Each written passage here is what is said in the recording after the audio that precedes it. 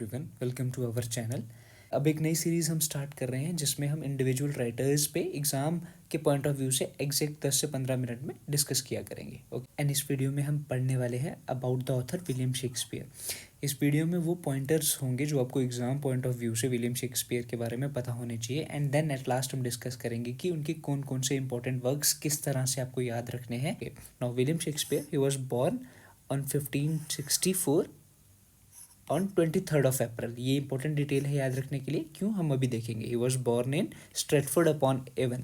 अब स्ट्रेटफोर्ड जो है वो एक टाउन है जो कि एक नदी है, एवन उसके ऊपर सिचुएटेड है, इसीलिए it's called Stratford upon Avon.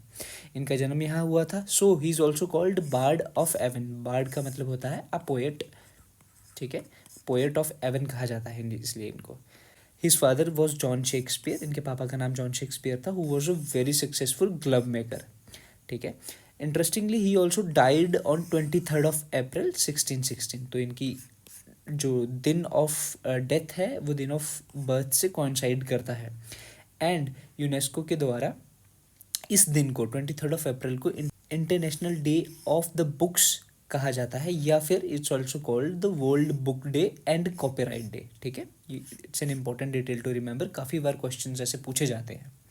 Okay, now next point to remember about Shakespeare is that he wrote mostly during Elizabethan age, ये तो हमें पता है, and a few of his plays are after 1603, जो एलिजाबेथियन एज के बाद आता है, किंग जेम्स वन के टाइम पे, ठीक है। He did not receive any university education, कोई भी फॉर्मल यूनिवर्सिटी एजुकेशन नहीं थी उनके पास, इसीलिए उनको आउटसाइडर की तरह थोड़ा कंसिडर किया जाता था। एलिजाबेथियन पीरियड में बहुत ही इंपॉर्टेंट एक राइटर्स का ग्रुप सामने आया था, जिसकी वजह से इंग्लिश लिटरेचर हाइट्स पे जाएगा, दैट यूनिवर्सिटी विट्स। तो इसके अगेंस्ट शेक्सपियर, जो कि एक कॉमन परिवार से बिलोंग करते हुए इतने लिटरेट ना होके बहुत अच्छा लिख रहे थे, इसी पे हमें पता चलता है कि रॉबर्ट ग्रीन जो है वो one of the university wits थे। वो अपने एक pamphlet groats worth of wit में शेक्सपियर पे एक तंज कसते हैं, एक सेट्रिकल टिप्पणी करते हैं। He says about Shakespeare that he is an upstart crow who is beautified with our feathers, that with his tiger's heart wrapped in his player's hide, supposes he is as well able to bombast out a blank verse as the best of you, and being an absolute Johannes factotum is in his own conceit the only shake scene in a country. ये जो बीच में expression है इसका मतलब होता है jack of all trades, okay. According to scholars, ये जो रॉबर्ट ग्रीन लिखते हैं, दिस वॉज अबाउट शेक्सपियर, जो कि उस टाइम के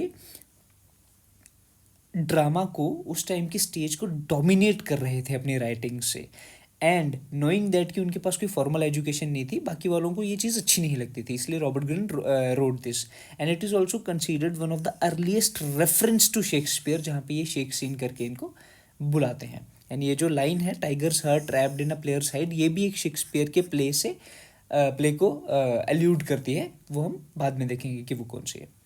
अब हमें पब्लिकेशंस का देखना है, जो इंपॉर्टेंट पब्लिकेशंस हैं शेक्सपियर की। जितने भी वर्क्स थे वो यूजुअली स्टेज के लिए लिखे जाते थे for the performances.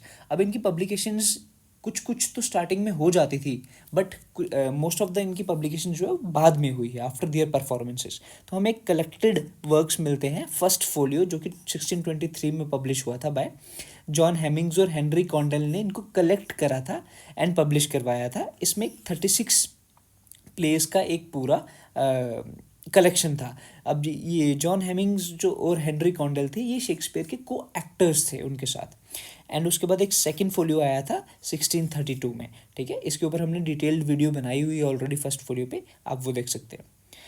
Then Lord Chamberlain's को आपको याद रखना है। This is also an important detail, क्योंकि this was a performing company जो एक ग्रुप ऑफ थिएटर एक्टर्स थे, वो उसको ओन करते थे। इन थिएटर एक्टर्स में शेक्सपियर भी थे। Shakespeare along with his theatre actors, जिनमें जॉन हेमिंग्स और हेनरी कॉन्डेल भी थे, वो लॉर्ड चैम्बरलेन्स मेन को ओन करते थे। ये कंपनी चलती थी ड्यूरिंग एलिजाबेथियन पीरियड, ठीक है, ड्यूरिंग एलिजाबेथियन पीरियड। अब ये क्वीन एलिजाबेथ रीन कर रही थी तब ये था, बट जैसे ही जेम्स वन एलिजाबेथ के मरने के बाद थ्रोन पे आते हैं, तो यही कंपनी बन जाएगी किंग्समैन, ठीक है। ये भी आपको एक इम्पॉर्टेंट डिटेल याद रखनी है। एंड इन 1599 इसी कंपनी ने ग्लोब भी बिल्ड किया था, ग्लोब थिएटर, जो कहाँ बिल्ड हुआ था, on the south bank of river Thames. ये थिएटर्स के ऊपर हम एक अलग से डेडिकेटेड वीडियो बनाएंगे, बट अभी के लिए यू नीड टू अंडरस्टैंड कि ग्लोब इसी सेम कंपनी ने बिल्ड किया था जो शेक्सपियर को ओन करते थे। एंड इन्होंने बाद में जो ब्लैक फ्रायर्स इंडोर थिएटर था उसको भी बाई कर लिया था। Now Shakespeare also acted in many of his place, and वो बाकी ड्रामेटिस्ट के जो प्लेस थे उनमें भी एक्ट किया करते थे।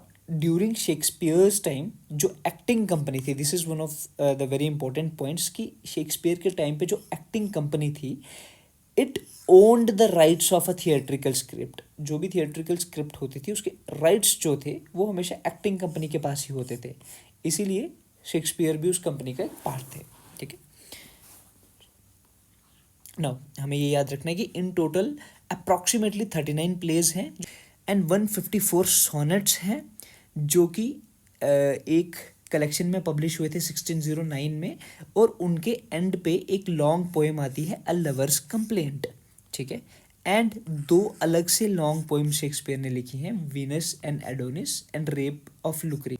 ठीक है, तो क्या हो गया, ये चीज़ डिटेल याद रखनी है। 39 place, 154 sonnets and 3 long poems, जिसमें से जो लवर्स कंप्लेंट है वो सोनेट्स के साथ ही पब्लिश हुई थी, एंड 2 अलग से हुई थी, वीनस एंड एडोनिस और रेप ऑफ लुक्री।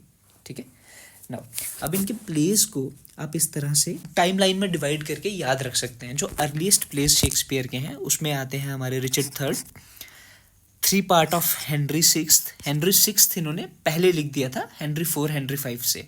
देन आता है टाइटस एंड्रोनिकस। फिर आती हैं कुछ कॉमेडीज, जिसमें comedy of errors, the taming of श्रू, 2 जेंटलमैन ऑफ फिरोना। अब 1590s के बाद जो इन्होंने प्लेज लिखे उनको हम 3 कैटेगरीज में देखेंगे। रोमांटिक कॉमेडीज, जिसमें है a midsummer night's dream, merchant of Venice, much ado about nothing, as you like it, 12th night. और कुछ रोमांटिक ट्रेजेडीज हैं, जिसमें है Romeo and Juliet and Julius Caesar. ठीक है, एंड हिस्ट्री में यहाँ पे ही राइट्स हेनरी 4th के 2 पार्ट एंड हेनरी 5th। ठीक है, यू कैन रिमेंबर दिस कि हेनरी 4th और 5th बाद में लिखा गया है एंड हेनरी 6th पहले ही लिखा गया था। ठीक है, एंड इन अर्ली 1700s इन्होंने कुछ प्लेज लिखे थे, जिनको एक क्रिटिक हैं, शेक्सपियरियन क्रिटिक फ्रेडरिक एस बोआ, वो टर्म देते हैं प्रॉब्लम प्लेस की, और उसके अंदर कैटेगराइज करते हैं, क्योंकि इसमें ही सेज की कोई भी इतनी बड़ी ट्रेजेडी नहीं है, लेकिन सिंपली एक प्रॉब्लम होती है और उसका रिजॉल्व होता है।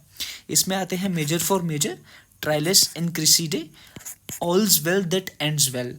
फ्रेडरिक एस बोआ तो हैमलेट को भी इसी में ऐड करते हैं, बट हम उसको ट्रेजेडीज में अलग से पढ़ते हैं, ताकि हमें एक क्रोनोलॉजी की सीक्वेंस हमेशा दिमाग में रहे, जो कि हेल्प करती है एग्जाम में क्वेश्चंस को सॉल्व करने के लिए या फिर आंसर करने के लिए। ओके, ट्रेजेडीज में आ जाएंगी famous Hamlet, Othello, King Lear, Macbeth, and ये सब आप बहुत ही ईजिली HOKM के एक्रोनिम से याद रख सकते हैं, क्योंकि क्रोनोलॉजिकली कभी भी पूछा जाएगा तो यू नो कि हैमलेट ट्रेजेडीज में सबसे ऊपर आएगी और मैकबेथ सबसे नीचे आएगी, तो HOKM से आप याद रख सकते हैं।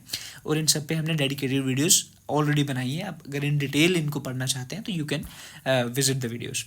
एंड कुछ लास्ट मेजर ट्रेजेडीज जो इनकी थी वो थी एंटनी एंड क्लियोपैट्रा एंड कोरियोलिनस। ठीक है, एंड इन फाइनल फेज, अपने फाइनल फेज में शेक्सपियर ने कुछ रोमांसेस लिखे हैं, जिनको स्कॉलर्स और क्रिटिक ट्रेजिक कॉमेडीज भी कहते हैं, जिसमें आते हैं सिम्बलिन, द विंटर्स टेल और द टेम्पेस्ट। और ये चीज़ बहुत इंपॉर्टेंट है याद रखने के लिए कि द टेम्पेस्ट जो है वो आपको याद रखना है कि it's the last play of William Shakespeare, इसीलिए इसको शेक्सपियर का स्वैन सॉन्ग भी बोला जाता है। And finally a few things जो आपको शेक्सपियर के बारे में याद रखनी है, उनके प्लेस के बारे में याद रखनी है, वो है कि हेमलेट जो है it is the longest of Shakespeare plays. उसके बाद the Comedy of Errors is the shortest play and it's also the most farcical play. Then Macbeth is the shortest tragedy among the tragedies.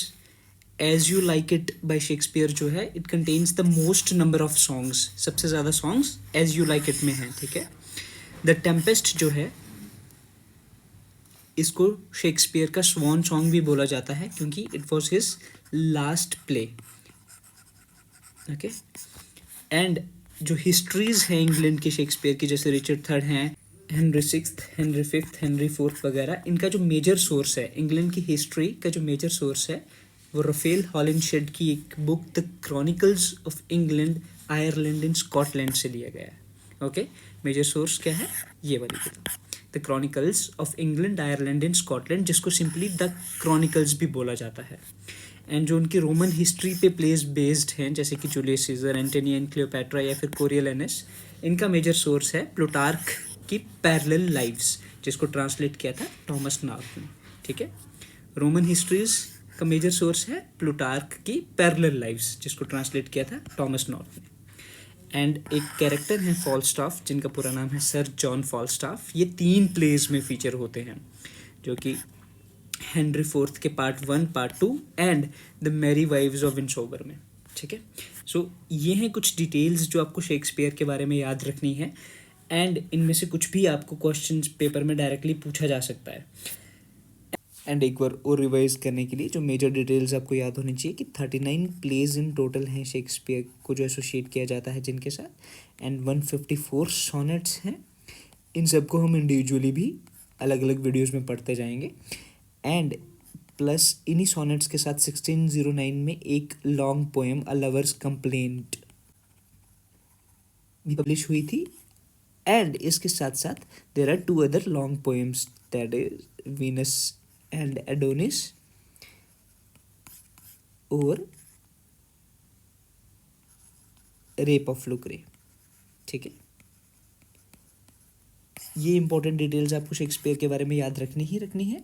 Shakespeare किन company के साथ associated थे, वो किन theatres के साथ काम कर रहे थे, वो किन किन मोनार्क्स के अंडर लिख रहे थे, वो अपनी पोएम्स को किसको डेडिकेट करते हैं, अपने सोनेट्स को किन को डेडिकेट करते हैं, वो चीज़ें, उनके मेजर ट्रेजेडीज़ कौन सी हैं, मेजर कॉमेडीज़ कौन सी हैं।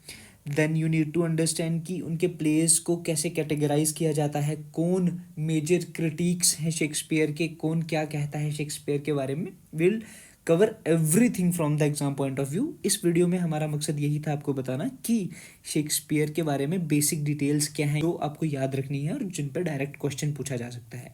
बाकी हम इनके प्लेज ऑलरेडी कर रहे हैं, इनके सोनेट्स पे भी हम एक वीडियो बनाएंगे, इनकी लॉन्ग पोएम्स पे भी हम एक वीडियो बना देंगे, एंड एक डेडिकेटेड वीडियो बनाएंगे कि कौन से क्रिटिक्स एंड फ्यूचर राइटर्स जो आने वाले हैं वो शेक्सपियर के बारे में क्या क्या बोलते हैं, क्योंकि उन पे भी डायरेक्ट क्वेश्चन पूछा जा सकता है। So I hope this information helps. If you like the video please give it a thumbs up.